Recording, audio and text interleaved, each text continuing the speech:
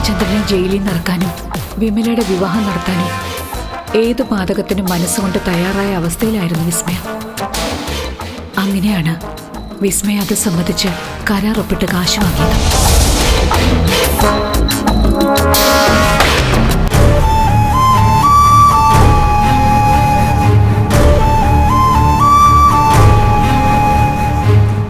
മോളെ, എന്താ ഇങ്ങനെ ചിന്തിച്ചു കൂട്ടുന്നേ?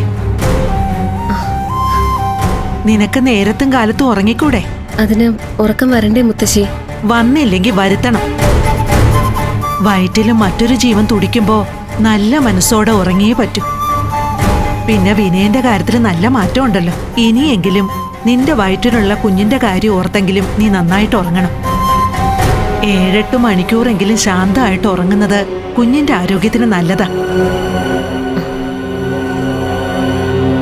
കുഞ്ഞു വയറ്റിലുണ്ടെന്ന് കരുതി എല്ലാവർക്കും എപ്പോഴും ഉറങ്ങാൻ പറ്റൂ മുത്തശ്ശി?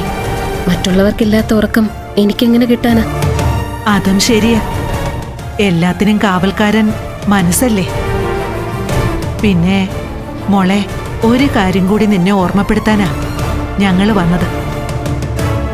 അറിയാലോ, വിസ്മയില്ലാത്ത വീട്ടിൽ നിനക്ക് വിനയന്റെ സ്ഥാനം. എന്താ മുത്തശ്ശി? അറിയാലോ, വിമല പണ്ടുമുതലേ വല്ലാത്തൊരു പ്രകൃതക്കാരിയാ. എന്താ അവളുടെ മനസ്സിലെന്ന് ബ്രഹ്മാവിന് കൂടി മനസ്സിലാക്കാൻ പ്രയാസ. അതല്ലെങ്കിലും ഓരോരുത്തരും ഓരോ തരക്കാരല്ലേ. എല്ലാവരും വിസ്മയെ പോലെ വരില്ലല്ലോ. അതല്ല, എന്നാലും ഇപ്പൊ ഹരീന്ദ്രനെ കയ്യിൽ കിട്ടിയതോടെ വിമലയിൽ വലിയ മാറ്റം കാണുന്നുണ്ട്. വാക്കിലും അതെ, പ്രവൃത്തിയിലും അതെ. അതൊന്നും സാരമില്ല മുത്തശ്ശി. എന്നോടുള്ള പെരുമാറ്റത്തിൽ നിന്ന് ഞാനത് കുറെയൊക്കെ പഠിച്ചു കഴിഞ്ഞതാ. നിന്നോടുള്ള കാര്യം മാത്രമല്ല പറഞ്ഞു വന്നത്, ഇർഷാദിന്റെ ഷെയറിന്റെ കാര്യത്തില്.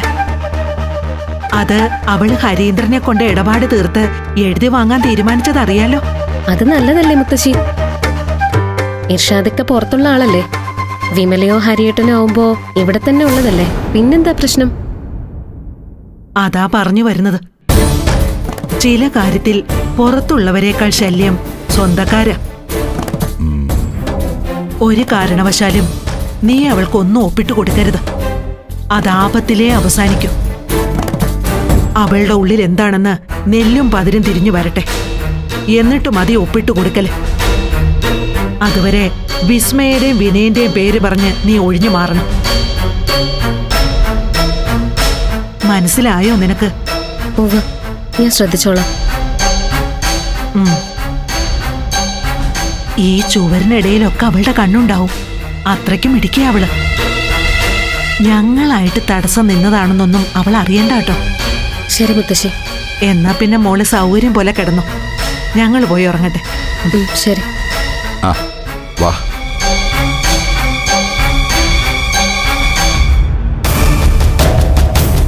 ഒരു വശത്ത് വിമലയുടെ സ്വത്ത് തർക്കം, മറുവശത്ത് കുടുംബത്തിന് വേണ്ടി ആരും അറിയാതെ സ്വന്തം ജീവിതം ത്യജിക്കുന്ന വിസ്മയ.